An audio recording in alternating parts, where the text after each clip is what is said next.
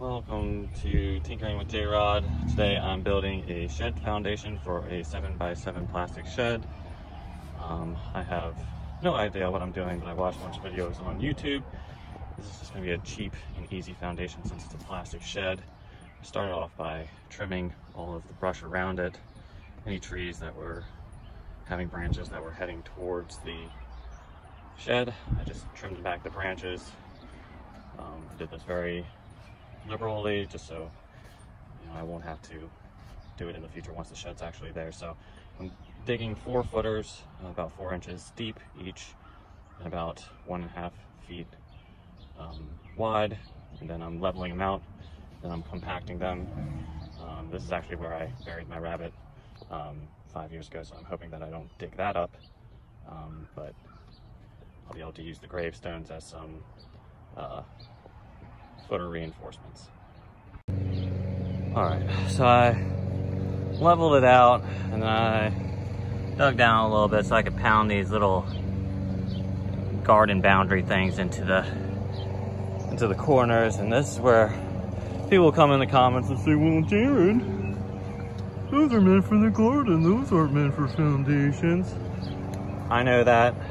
I just figured any sort of reinforcement in these 2 corners will be welcomed. The water comes down this hill and then kind of washes down here, so if there's going to be any washout, it's going to be in that region. I acknowledge that the correct way to do this is by putting up some landscape pavers similar to this, and building up a retaining wall and then backfilling that with some gravel, but this is an $800 shed that I plan to last about 10 years. So I'm just trying to do it for as cheap as possible and make it as strong as possible with what I have. Okay, now I'm gonna put a bag or 2 of this gravel in there and then level it out again. I think I only needed to level it once I put the gravel in there, but I figured it couldn't hurt. I have it slightly sloping downhill because I still wanted it to run off downhill and not puddle up right here, so I'm gonna backfill it. So that almost took 4 bags to backfill. Still need to clean it up a little bit. It went a little bit over the edge, but it's level now. Now I'll go ahead and put a paver on there. So that's close to level. I'm gonna make sure that it's dead on and packed down before I continue on to the next one. I'm leaving enough space around everything, about 1.5 feet. I'm just trying to bear in mind that I'll probably want to get back there at some point and trim back the weeds so it doesn't start growing over my shed. So you might want to keep that in mind if you're building it to something, next to something, a bush or something. Just leave enough space that you're going to be able to get back there in the future and it's not going to grow into your shed. But yeah, I'm going to level this out, make sure it's exactly level all the way around, and then I'll start on the next one and make sure it's square. So I laid out all 4 blocks in the dimensions of the shed foundation. I got the dimensions off the manual, which was on the website of where I bought it from, under the ad. I used my measuring tape as kind of like a leveling line and laid it across the blocks and made sure I had the same gap going along, to make sure that it's kind of relatively straight. So now I'm just gonna dig out 5 inches around each block, similar to what I did for the first one. I'm still working on that one. 5 inches around each block, and then I'm going to put about 3 to 4 inches of gravel under each one. So far I've used about 10 bags of gravel that are 0.5 cubic feet per bag. I finished with the footers. I took a 2x6 and lined it across each of these to try to make sure they lined up evenly, as well as made sure that it was level.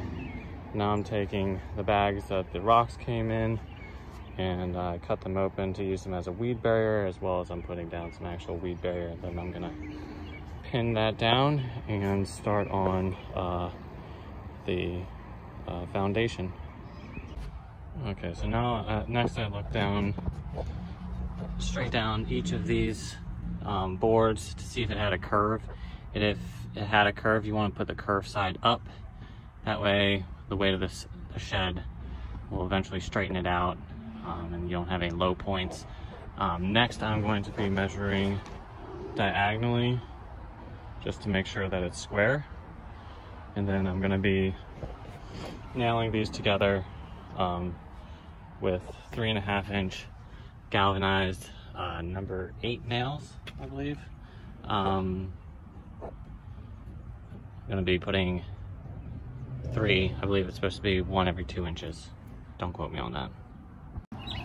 Alright, I'm about 1 centimeter out of square, but that's close enough for me since it's just a 7x7 shed.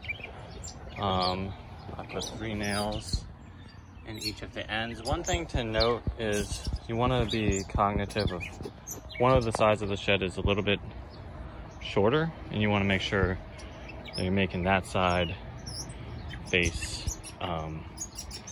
whatever way you want the entrance to be, because the shorter end is the entrance of the shed. You don't want to, I guess I should have probably said that when you're building the foundation, but you definitely want to take that into consideration, which side the shed's going to be facing before you put it all together like this.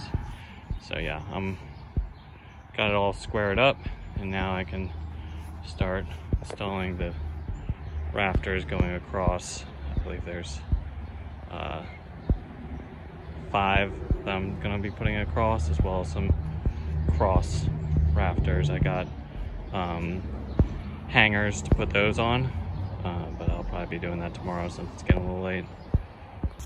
Okay, so I have cut the pieces that go in between.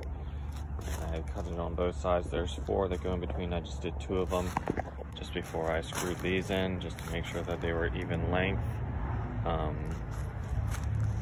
Now I'm going through and I'm marking, well, I did that on both sides. Now I'm going through and I measured from here to here, which was 56 inches, and I divided that by 4, which was 14.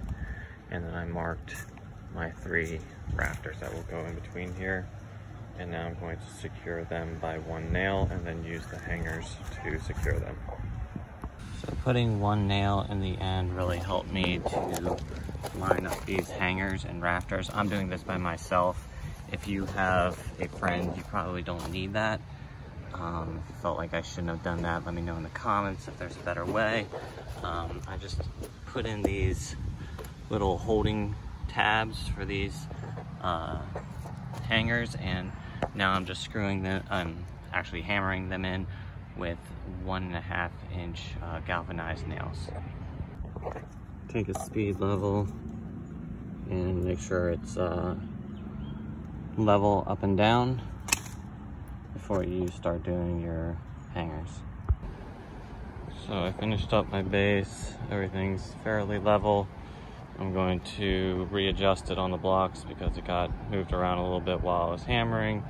I'm also, this is where it's going to get a little bit redneck, but I'm going to get some used motor oil and mix it with diesel fuel, and then I'm going to take a paint roller and I'm going to spread it across all the rafters. I'm also going to put it on the bottom of the flooring. This will just protect it from bugs and give it some additional waterproofing, help it last longer. Now, I'm a Honda fanboy, but I am surprised at the towing capability of this 250 Recon. It pulls this 4x8 trailer with no problem, making jobs like this pretty easy. Just wanted to add this in because I thought it was neat. So I finished treating the wood. I used half diesel, half used motor oil, and I used a roller to roll it on. I made sure to get the bottoms of both the plywood and the 2x6s. Don't do this in areas where children play or you have edible plants. I used a very light coat, not to drip, since that is hazardous to be spilling fuel and oil. When I draw these boards down, I'm using 1.5-inch exterior screws. I'm starting at the end and I'm making my way this way. I heard that you don't want to do a perimeter because if you end up with a bubble in the center, you won't be able to get it down. So I'm just starting off this way, putting one screw every 1 foot. Since I put nails at the end of here, it's easier to tell where my studs are. Pretty much completes it. It looks pretty good.